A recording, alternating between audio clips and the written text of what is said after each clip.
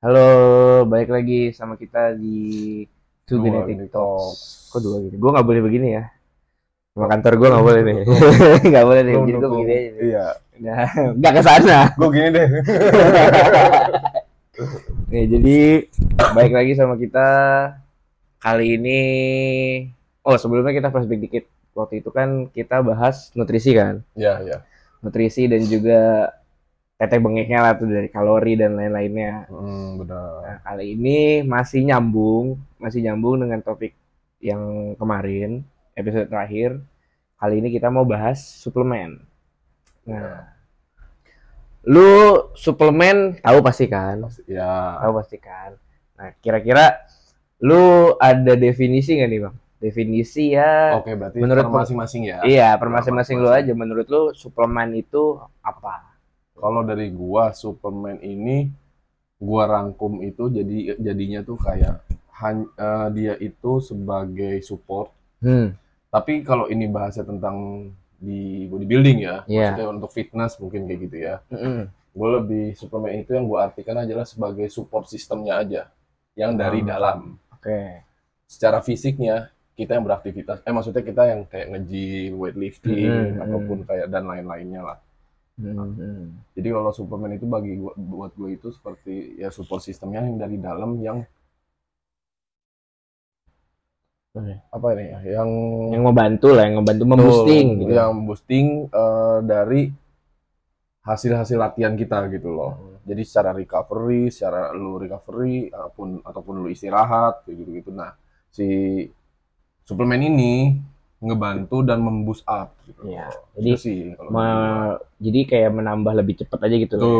Kayak Tuh. misalnya ada suplemen yang emang dibuat untuk membantu recovery kita. Tuh, ya. Kan recovery kita juga dari tidur kan, dari tidur dan dari protein tuh kalau kita mengangkat beban kan. Cuman Ya. ada satu suplemen yang fungsinya ya untuk tadi memboosting aja gitu. Nah, eh Ini dari gua nih ya, ini kan dari hmm, gua. Coba kalau dari POV lu gimana? kalau dari gua sih sebenarnya sama, tapi gue cuma nambahin aja kayak suplemen itu sebenarnya agak sedikit apa ya ibaratnya agak sedikit tidak begitu penting gitu. Oke, Karena benar. karena kalau kita misalnya gini deh ambil contoh protein. Mhm. Kan ada suplemen kan kayak whey protein kan itu juga masuknya salah satu suplemen. Iya, betul. Kan? Atau dari istirahat nih, istirahat Nah, kita dari ada namanya BCAA. tuh. BCAA itu kan membantu mempercepat proses recovery aja kan. Tapi kalau dari real food kita udah dapat protein mencukupi, terus juga dari kita tidur aja itu dan kita maintain stress level kita secara benar, Tuh.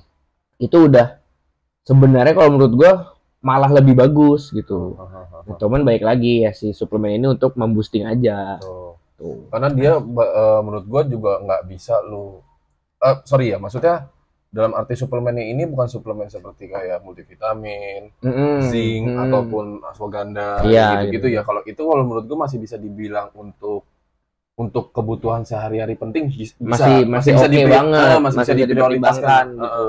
Tapi kalau seperti kayak whey, gainer ataupun kreatin kayak gitu-gitu itu Mm-mm. nggak harus suatu Mm-mm. harus yang kayak lu minum vitamin gitu. Iya. Beda gitu sebenarnya. Jadi dia nggak bisa dijadiin prioritasin banget. Yes, benar. Itu gue Gitu. setuju, itu setuju juga. Nah, eh kalau bicara suplemen nih, kayak misalnya kita ambil contoh adalah whey protein. Nah, whey protein kan ada gainer Ya, yang emang buat menambah bulking lah ibaratnya untuk ya. orang-orang yang lagi sering bulking nih Hmm. lebih memilih si gainer. Kalau orang yang emang lagi maintenance ya mereka pakai whey protein biasa aja. Ya, Nah, terus kalau yang emang lagi cutting itu pakai yang direkomendasikan katanya whey. pakai yang isolate, Oh iya benar. yang Isolate lebih whey. whey protein yang lebih ini lagi lah, lebih advance lagi berarti gitu.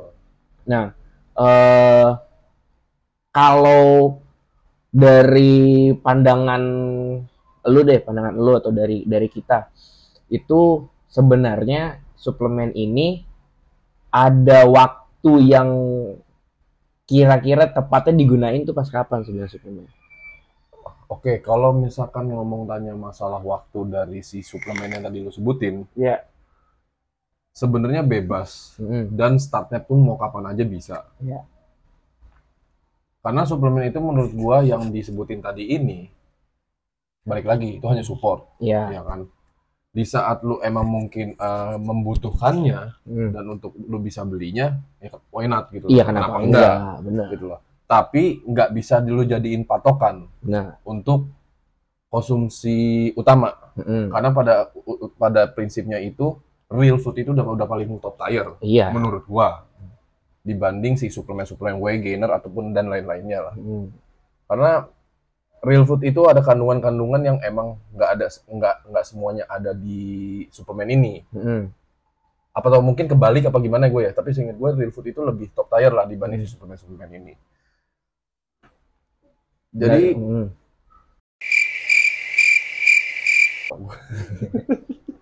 gue tuh kebanyakan mikir anjing. Apa?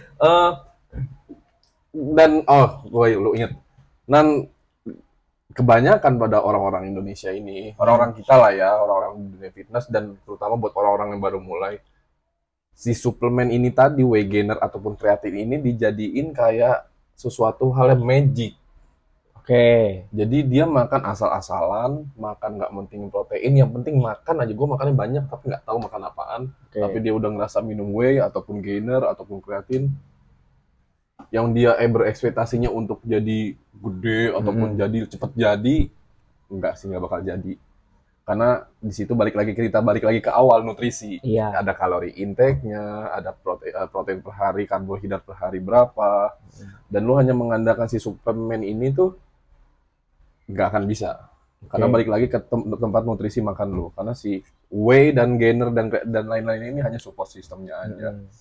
Tapi dibilang apakah ada efeknya? Pasti ada dong. Dengan catatan protein per hari lu tuh jelas. Iya. Kalori intake lu tuh jelas. Benar. Gitu. Dan dia mungkin di sisi lain whey protein suplemen ini emang mensupport lu untuk recovery lebih bagus lagi, lebih baik lagi, dan menstimulus otot-otot baru yang lebih baik lagi pastinya kan.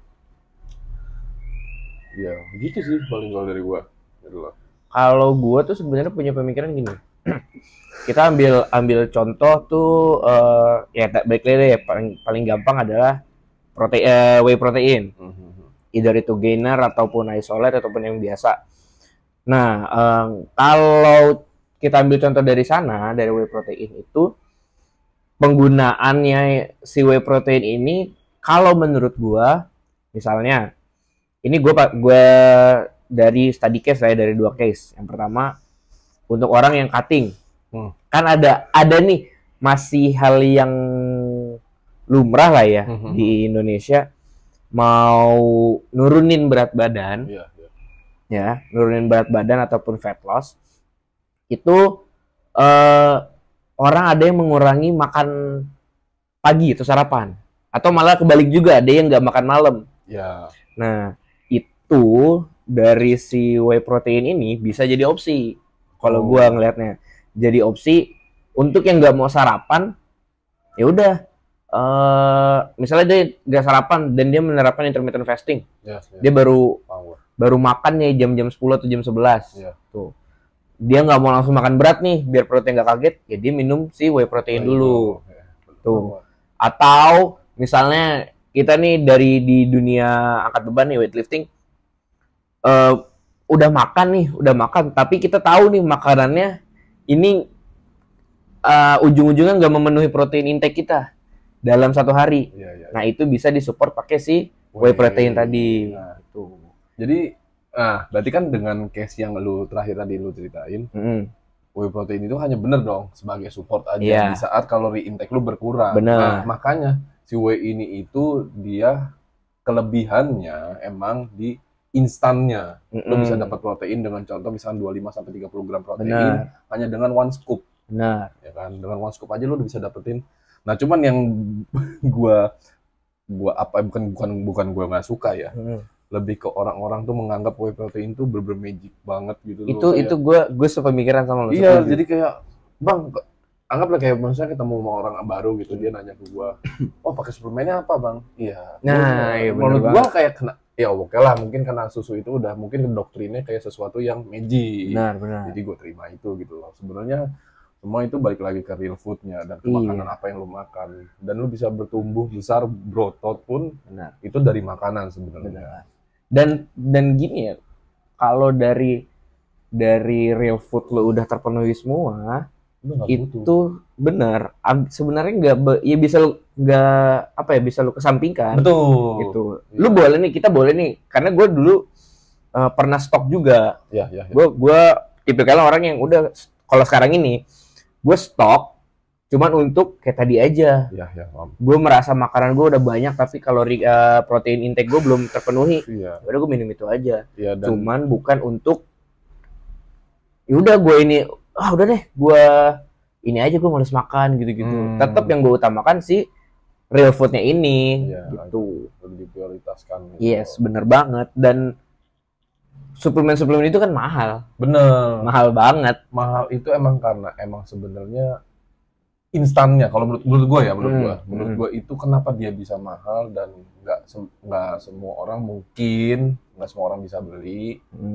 Karena dia instan, protein instan yang dengan kalori yang cukup kecil di whey-nya ya, apalagi isolate-nya dengan kalori kecil, tapi isolate tuh lu bisa dapetin protein yang tinggi gitu loh, kecil pure banget. gitu, bener-bener yang pure protein aja gitu, tanpa ada efek samping apapun. Kalau dan isolate tanpa ya, gula, tanpa lemak, jadi total kalau di nutrition fact tuh cuman protein aja, bener-bener ya, protein aja gitu. Kan biasanya rata-rata kalau yang isolate kan protein itu kan either dari 23 sampai 27 ke atas gitu kan. Tuh. Malah jarang kalau 27, malah yang paling banyak malah udah sampai 25 aja gitu. Ya, maksud gua dalam sini dalam arti kita kenapa suplemen bisa kita omongin berdua ini bisa dikesampingkan kalau makanan lu udah bisa terpenuhi. Karena kalau bagi gua kasarannya tuh kayak suplemen si whey protein ini hanya sebatas yang di otak gua tuh kayak dada ayam dihaluskan jadi bubuk. Iya. Sesimpel itu aja. Jadi nothing spesial juga. Cuman emang mungkin ada beberapa whey protein yang mengandung BCAA-nya juga, ada kreatinnya juga. Nah, mungkin kelebihannya di situ. Iya. Berarti kalau dari lo instan, kalau dari gue nganggapnya kenapa itu mahal karena prosesnya itu. Iya, proses dan kandungannya itu yang benar-benar dipertimbangkan dan dijaga. Tuh. Ya kan? Apalagi kayak isolate whey protein gitu. Dan ada juga kayak kreatin kan ada yang pure kreatin kan, apa sih namanya gue lupa, monohydrate, kreatin monohydrate kan, yang emang bener-bener murni cuman di kreatin aja dan itu tanpa rasa. Tuh. Dan itu kayak bener-bener kreatin tanpa rasa tuh rasanya kayak apa ya, tepung iya, kayak tepung kayak minum obat puyer juga gitu. Ya kan, puyer digerus tuh kan kayak enak banget kan, kayak gitu tuh ibaratnya. Nah, ngomong-ngomong kayak si suplemen dan kreatin tadi kan gue sempet nyinggung soal kreatin juga tuh. Kreatin itu kan sebenarnya di tubuh kita udah ada, ya kan? Kreatin kita kan di tubuh kita udah ada. Nah, si kreatin ini apa ya? Kalau menurut gue beda kasus dengan si whey protein. Kalau dari badan kita, dari real food kita terpenuhi itu semua protein intake kita perharinya itu udah tercukupi, kreatin ini kalau gua malah jadi salah satu suplemen yang dipertimbangkan dan bisa tetap kita milikin dan tetap kita konsumsi.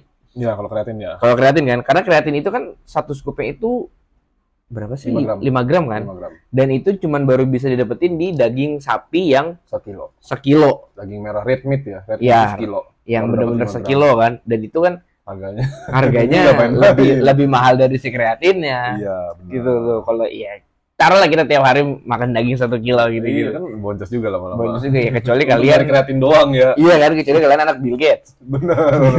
Kita anak Bill Gates. Ya kan, stok daging banget tuh. Nah, tadi kan udah nyinggung juga si kegunaannya si whey.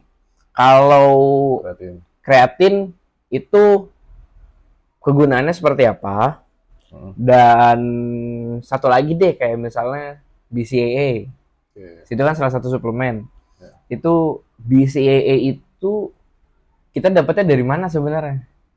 Dan kegunaannya kayak gimana? Kalau kreatin ya, Kalau kreatin. dulu. Kreatin dulu. Kreatin itu kan pada dasarnya itu kita udah menstok di tubuh kita sendiri. Ya, sudah memproduksi juga kan badan kita. Memproduksi juga, dia ada di otak, di ginjal, sama di hati. Nah, sebenarnya dia udah ada produksinya sendiri.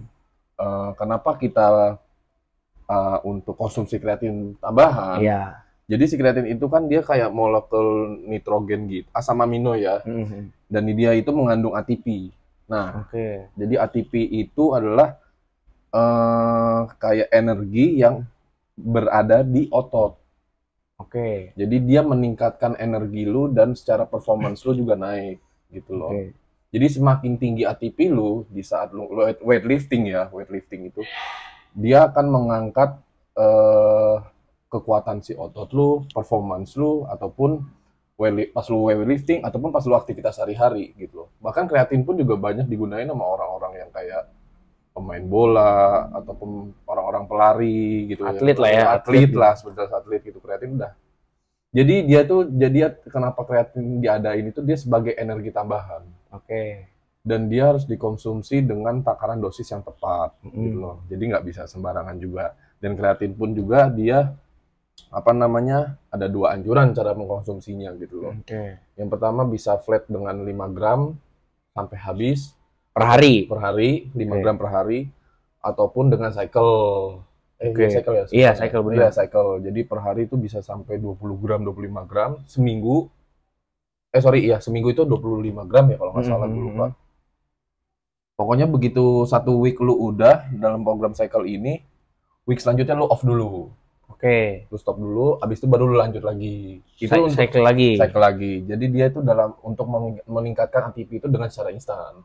Sebenarnya terserah, itu pilihan orang sih. Ada yang mau yang cara instan atau ada yang mau yang pelan-pelan. Atau yang flat aja, yang standar-standar aja.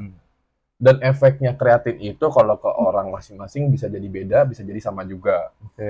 Kalau dari gua, secara angkatan beda, kualitas tidur beda. Angkatan naik, kualitas tidur gue lebih baik. Di saat bangun tuh benar-benar yang otot tuh recovery dengan baik. Dan kreatin itu benar-benar bikin mood. Kalau gue ngerasanya kreatin ini bikin mood gue lebih enak juga. Mungkin karena gue puas dengan hasil performance dan rest gue dengan baik gitu, terrecovery dengan baik. Oh, bisa, benar. Berarti dia juga membantu selain ningkatin lu di lifting performance, di recovery-nya. Dan juga di mood maintenance lu, stress level maintenance lu berarti dibantu juga di situ. Jadi kalau gue bisa simpulkan, kalau untuk gue apa rasa kreatin di gue? Gue lebih yang gue rasain itu ke performance-nya. Beda jauh. Ibaratnya misalkan gue bench press bisa di ibaratnya 50 kilo, gara-gara kreatin gue bisa naik di 60 sampai 70 kilo ibaratnya gitu. Lumayan signifikan kalau lu konsumsinya dengan benar. Cuman untuk saat ini gue belum pernah tuh yang namanya untuk cycle, pakai metode yang cycle ini. Gue karena jadi belum tahu juga. Nah, kalau kreatin sebenarnya gue punya experience kayak gini. Gue tuh nggak tahu tuh yang kayak si cycle waktu itu, dia tahu sih baca, karena gue pernah beli satu kreatin yang emang top player di Indonesia. Ya, top player di Indonesia itu dia nganjurin yang kayak tadi tuh yang lu jelasin, cycle dan gimana-gimananya, atau yang flat aja. Nah, gue lebih memilih flat aja, tapi waktu itu kondisinya berat gue masih di around 69-an. 69-an. Gue pengen fokus sebenarnya pengen fokus maintenance saja. Di 69 aja gitu. Tapi dengan tetap begonya gue adalah gue makan sekali sehari. Dan olahraga 2 kali. Itu kan overtraining banget tuh. Oh, ini cerita kita waktu di video itu ya. Yang terakhir kan kayak gitu kan. Itu overtraining banget tuh gue. Nah, itu gue belilah kreatin karena ada anjuran yang coba deh lu kreatin buat ningkatin performance lu angkat beban. Gue beli dan gue nggak ngikutin kan harus, kalau gue nggak cuma buat maintenance aja, gue flat aja kan, yang 5 gram aja kan. Nah, ini gue menganggap kreatin itu sebagai pre-workout, bisa jadi sebagai pre-workout. Tapi bisa emang? Iya kan, Bener-bener emang bisa. sebenarnya bisa. Bisa. Cuma waktu itu kondisinya gue belum tahu. Ya. Belum tahu ya, Oke. bener-bener pokoknya masih yang dumb and broke lah untuk pengetahuan gue di kreatin itu. Gue bener-bener tiap mau latihan gue pakai kreatin. Ya oke. Kayak orang cycle tapi dosisnya nggak kayak cycle. Ngerti kan? Jadi udah 5 gram aja. Dan itu fokusnya gue maintenance, tapi dengan kalau bisa turunin lagi. Oke. Kalau bisa sekalian gue turunin lagi aja gitu. Tapi berujung dengan gue pakai kayak gitu, dosis yang seperti itu ya tiap latihan 5 gram. Pagi terus sore gue latihan nenggak lagi tuh kreatin. Naik malah BB gue. Tapi ya surprisingly muscle mass gue nambah. Betul. Muscle mass gue nambah, tapi tetap aja gue waktu itu belum fokus buat nambah muscle mass. Ya. Fokus gue udah turunin aja terus gitu. Sampai bener gue pengen nyentuh goals gue segitu dulu tuh goals gue pokoknya sama lah dengan tinggi gue 160, gue pengen berat gue 60. Oke. Nah itu nambahnya di air, karena kan itu dia kan juga ada efek mengikat air juga kan. Betul. Jadi kreatin itu mengikat air dalam otot. Iya kan, mengikat air dalam otot yang gunanya untuk membantu recovery otot itu. Ya kan. Membantu serat-serat baru lagi. Nah, gue pokoknya nambah sampai sekitar lumayan signifikan kok, gue sampai sekitar 3 kilo jadi 73. 3 kilo jadi oke. Lumayan kan? Itu dalam waktu around sebulan apa 2 bulan gitu. Oke, masih normal. Masih normal, bukan yang ekstrim banget. Betul. Dan ditambah gue yang overtrain itu. Oke. Ya, masih gila olahraga banget lah gitu. Nah, BCA mau dibahas nggak? Boleh. Oke. Cuman BCA itu yang gua jadi untuk beberapa di konten-konten yang gua lihat di sosial media ya. Mungkin bisa koreksi di kita di komen kalau misalnya salah ya. BCA itu hanya sebatas di konten-konten orang itu the most barang yang paling nggak berguna untuk dikonsumsi. Oke, itu di beberapa except lu punya duit berlebih. Oke. Jadi kalau misalkan lu punya duit yang pas-pasan, lu mending lebih baik pilih kreatin dibanding BCAA. Karena kenapa? Karena BCAA itu hanya untuk yang gue lihat waktu itu hanya untuk pencegahan penyusutan otot aja. Oke. Jadi tetap menjaga massa otot. Itu kondisinya lu gak rutin latihan atau kayak gimana? Enggak, jadi kayak gue nangkapnya kenapa dia si suplemen ini menahan untuk tidak menyusut ototnya. Dia ada penyusutan otot. Kayaknya gue tangkap ini untuk di umur-umur yang up. Oh, oke. Nah, jadi 30 ke atas mungkin 35 sampai up lah. Jadi yang dimana semakin berumur kan pasti ya namanya dari fisik, kekuatan dan otot-otot pun juga pasti menyusut dong karena umur. Jadi si BCAA ini bukan menahan tapi jadi memperlambat. Benar memperlambat. Gitu loh. Jadi dia mensupport itu, dan yang artinya memperlambat ini bukan jadi kayak ditahan-tahan dengan sesuai umurnya, justru malah dia menahan-nahan supaya lebih tetap prima. Gitu. Nah, itu sih yang pernah gue tahu soal BCAA. Karena pada dasarnya pun kalau lo beli whey ataupun gainer dari kedua produk ini pun udah ada BCAA-nya, pasti. Iya, pasti. Dari beberapa merek yang kita lokal yang pernah kita beli, pasti lo lihat di nutrition factor udah pasti ada BCAA. Pasti. Gitu. Jadi udah nggak perlu BCAA lagi gitu. Dan dari makanannya kan juga sebenarnya kurang lebih sama lah ya. Jadi kayak penyusut si BCAA ini gunanya kan untuk penyusutan otot. Jadi mungkin juga berguna bagi orang-orang yang mungkin makannya kurang secara proteinnya ataupun gimana ya, jadi dia butuh si BCAA ini sih. Tapi yang gue tangkap sih lebih gitu sih, dia untuk orang-orang yang kayaknya di umur kita gini ya masih prima-primanya. Iya, kita masih di dari prime kita. Iya, masih prime kita dari let's say dari 18 sampai 28-30 lah. 28-29 lah, itu masih prima-primanya. Jadi kayak menurut gue tuh gak terlalu penting juga BCAA gitu. Gue lebih baik kalau disuruh milih lebih baik kreatin. Gitu loh. Tapi lu pribadi ada pengalaman mengkonsumsi BCAA nggak? Kalau secara untuk belinya langsung BCAA tok nggak pernah. Oke. Karena dari whey aja udah ada BCAA, jadi gue nggak perlu lagi beli BCAA. Oh, tapi lu whey dan kreatin pernah beli? Whey kreatin pernah beli. Oke. Sekarang kondisinya lu lagi mengkonsumsi whey dan kreatin nggak? Nggak, whey pun nggak. Dan kreatin pun gue lagi stop malah. Oke. Gue mau kreatin mungkin di bulan depan lagi gue on lagi, gue pakai lagi. Oke. Kenapa tuh kalah itu sama gua? Udah bisa sampai 6 kilo 6 reps nih. Bangsat. Nggak, oke. Kalau gue dari pribadi sih gue nggak pernah yang namanya BCAA karena BCAA berapa sih biasanya dalam satu tabung gitu lah ya, berarti dia tabungan gitu kan. Itu berapa sih? Gua nggak tahu ya karena gua nggak pernah nge-search juga. Satu pilnya itu kan dia bentuknya pil kan. Iya, emang iya? Bukan kalau enggak pil kayak orang-orang bubuk keluar tapi oke. Orang-orang Tapi kalau kayak waktu itu gue pernah lihat di gym kita di Daily Gym itu ada ininya BCAA, ada tabungnya BCAA. Oh, ini itu pil. On Optimum Nutrition. Oke. Itu yang lama. Masih produksi lama itu. Oke. Gua nggak tahu lah ya, gua belum. Sekarang udah bubuknya, setahu gue udah banyak bubuknya. Oke, nah. Dan gue nggak tahu ya, gue lupa itu isinya berapa dalam satu tabung itu. Around 120 kalau nggak salah. Ya, around segitu lah, 50 sampai 100-an lah segitu. Dan itu kalau menurut gue agak dikit ya, agak lumayan dikit gitu. Ya. Tadi kan kita udah nyebutin tuh kayak beberapa kayak kreatin, BCAA, whey dan lain-lainnya. Ya. Apakah cuman mengandalkan suplemen aja itu bisa benar-benar membantu kita ini dalam konteksnya weightlifting? Ya. Jawaban gue, iya. Enggak. Oke. Big no banget. Oke. Bakal enggak. Karena dengan dulu hanya mengandalkan suplemen aja tuh udah suplemen, berarti kan dengan suplemen aja ya.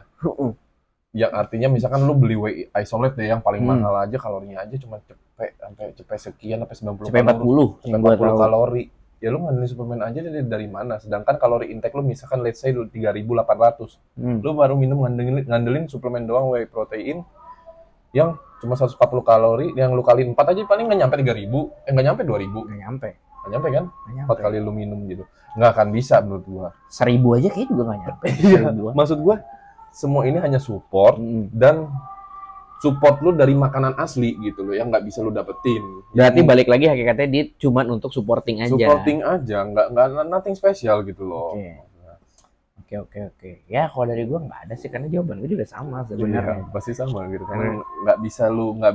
Bener. Makanya mulai sekarang tuh kayak lu mungkin untuk lu pada yang baru mulai langsung mikirinnya buat mulai ini untuk muscle building ya, bentuk otot, lu bilang gue nanya ke gue butuh suplemen apa nih, gue nggak akan ngasih lu beli suplemen apa, makan aja dulu, nutrisinya dulu dengan jelas 4 sehat 5 sempurna lah itu, at least gitu loh. Dan lebih makanan kan juga jatuhnya lebih murah. Betul, makanan juga lebih terjangkau. Lebih terjangkau kayak dada ayam 1 kilonya berapa? Sekarang di 45 juga ya kalau buat kita yang emang baru mulai dan oke, kita yang ini konteksnya bekerja deh atau anak kuliahan, kan masih dapat tuh dari orang tua atau bekerja kan, itu dari gaji aja bisa udah dapat untuk sebulan kalau misalnya let's say, iya bisa lah dapat lah kalau sebulan taruh aja kita makan seharian makan dada ayam taruh misalkan 4 kali atau 3 kali atau 100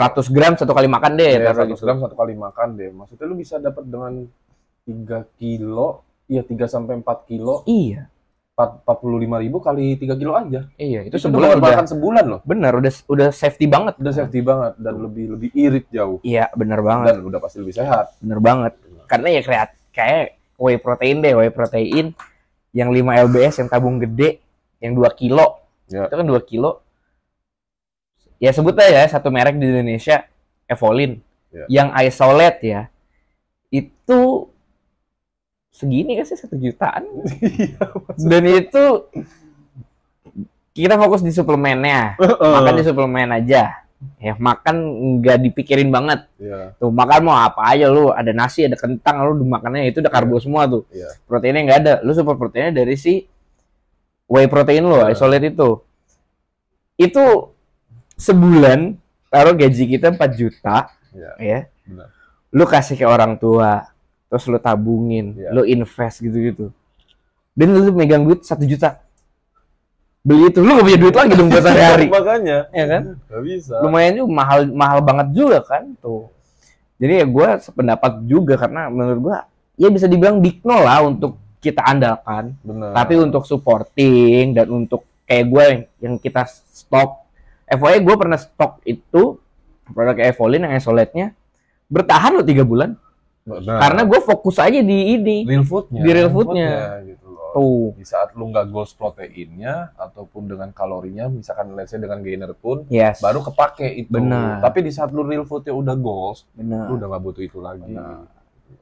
Atau gue sih sebenarnya ada planning untuk membeli whey, membeli whey. Tapi itu akan gue konsumsi cuman selama bulan puasa aja. Oh iya. Karena kan kalorinya kurang, berarti lu beli proteinnya gainer ya? kurang. Ya bisa jadi gue beli gainer. Oke. Bisa jadi beli gainer yang 1 scoop itu bisa sampai dapat 1.200 kalori. 1.200 kalori tapi proteinnya gede banget. Tuh. Ada beberapa merek yang emang mahal, yang malah bisa sampai 900 kalori. Ya. Kalau yang benar-benar gainer ya, mass gainer gitu, gue pernah baca sekitar dapat 900 kalori itu. Oh iya. lumayan Berarti juga. kita belum bahas gainer ya, si gainer ini ya. Jadi Jadi si gainer ini tuh sebenarnya hampir sama dengan whey protein. Cuman whey protein itu lebih ke gimana ngomongnya? Lebih kayak whey protein isolate itu ke orang versi cuttingnya. iya, Nah. whey protein berarti gini gampangnya.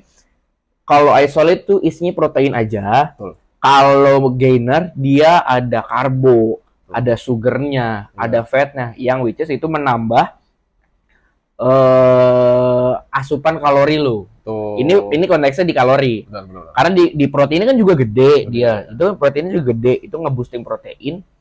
Dan gainer kan biasanya rata-rata dipilih sama orang yang lagi sedang bulking. Bulking. Nah, jadi si gainer ini kalau untuk gainer gue agak beda POV nih. Maksudnya Oke. agak beda pandangan. Hmm. Kalau gainer ini bagi gue masih bisa untuk digantikan sebagai makanan dari si real food. Oke. Contoh, lu makan malam, Hmm. yang lu harus masak dada ayam dulu mungkin, atau Iya, kondisi lu udah capek, udah pulang capek, kerja atau gimana. nah, lu bisa ngonsumsi gainer, karena gainer itu dengan makanan si real food hampir sama, Oke. tapi nggak bisa jadi utama juga. Iya. Jadi hanya sebagai apa sih namanya? Pendukung aja, balik lagi pendukung Ah, pengganti lah opsi, ibaratnya. sebagai opsi. benar Jadi opsi. sebagai opsi. Jadi dengan jadi si gainer ini scoopnya tuh nggak kecil, dia kayak scoop tanah, Cukup tau nggak gede lu? gitu. Kayak gimana ya? Kayak gue Kayak nggak scoop ada tanah. deh. Jadi Gede sekali gitu. serving ini bisa sampai 900 sampai 1.200 kalori. Benar. Dengan protein yang besar bisa nyampe 56 graman, Benar. dengan protein yang protein yang besar dan karbohidrat yang kompleks juga. Karbohidratnya karbohidrat bagus dia. Benar. Nah, itu bisa dijadiin alternatif. Dan gitu. itu bisa menjadi penambah kita rasa kenyang kita begitu lama. Nah, tapi si Tuh. gainer ini kekurangannya kan, kelebihannya itu ya, lu bisa dapetin kalori intake yang besar dengan Yes. sekali 1 scoop, Yes. tapi dia bisa bertahan mungkin sekitar si suplemen ini emang murah sih biasanya, dia gede murah sekitar Gainer lebih murah. Gainer lebih murah Gainer di lebih murah. 300-400 ribu, tapi hanya cuma sekitar, gue waktu itu pernah pakai berapa airbrace gue lupa, itu bertahan cuma 5 hari. Sumpah. Karena gue malam, kalau lu tahu sendiri gue kalau udah malam kan banyak kan, Iya. jadi gue nggak dari suplemen itu ya emang. Pokoknya dia makan sekitar 5 sampai 6 kali dan itu gua aja cuma makan 3 kali, terus mau makan malam aja gua udah kenyang banget. Kadang itu dia bisa 5 kali, bisa 5-6 kali, gua kayak bisa loh. Gue bisa juga, cuman Iya. malas aja gua buat nambah Gue kan porsi makan lagi. emang pada dasarnya gue emang laparan orangnya. Nggak tahu, emang lebih ke nggak tahu diri aja gue makannya. Oke. Nah, Gainer udah berarti nih ya. gainer udah, itu udah gitu. Lanjut. Yang segala jenis whey protein udah. Oke, kita tadi udah nyebut beberapa, balik lagi kita udah nyebut beberapa suplemen. Mungkin dari lu deh boleh. Menurut lu nih ya, in your opinion, dari protein lah gitu, dari suplemen-suplemen yang tadi kita sebutin atau yang belum kita sebutin, itu top tier-nya menurut lu gimana? Apa? Bukan gimana? Apa menurut lu? Jadi, let's say lu lu punya uang, misalnya gaji lu kerja selama sebulan 200 juta. Oke. Amin banget tuh ya kan. 200 juta. Kita taruh 3 aja lah ya. 3. Tapi deh, kalau 200 juta kayak gue bikin produk suplemen sendiri.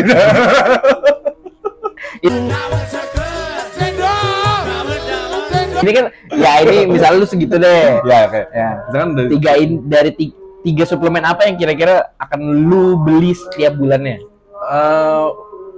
Tetap sih, karena dengan knowledge gua, dengan experience gua yang gua rasain, gua mungkin akan milih 4. Sorry, bukan 3 ya, 4. Boleh. Whey protein, gainer, kreatin, dan pre-workout. Oke. Karena gua termasuk butuh, sebelum latihan tuh termasuk yang butuh kafein besar. Oke. Baik lagi dia nggak mau kalah. Kalau tadi dari Bang Abi udah nyebutin 4 outlier dia. Kalau dari gua sama lah ya 4 outlier gua. Ya pasti gua akan beli kreatin. Yang pertama gua beli. Terus gua akan beli whey protein, tapi gua beli isolate. Ya. Dan gua akan beli ashwagandha dan gua akan beli ya tongkat tali atau testo booster, karena kan tongkat tali kan sama aja dengan testo booster, kurang lebih hampir sama sih ya. Jadi kalau ini berarti top player dari kita itulah ya. Apa lu ada sanggahan apa dengan ini gua ada sanggahan di testo booster. Oke. Kalau menurut gua si testo booster ini akan lebih baik digunakan di saat umur kita sudah 30 up, 40 up. Make sense. Ya, karena kan level testosteron kita itu di umur-umur around 18, maybe ya, 18 sampai 28 something, 29 itu masih bagus-bagusnya dan testonya lagi di kadar-kadar meningkat. Ya, dan prima-primanya. Tapi di saat level up udah 30 up ke atas, 35, 40 ke atas udah mulai turun, dan menurut gua itu saat tepat untuk menggunakan testo booster. Karena gue pernah lihat di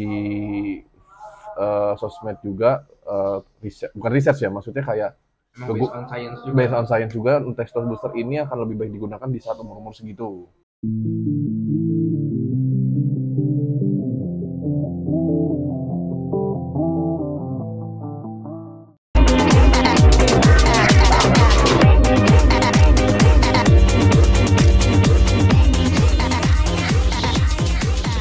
Everybody knows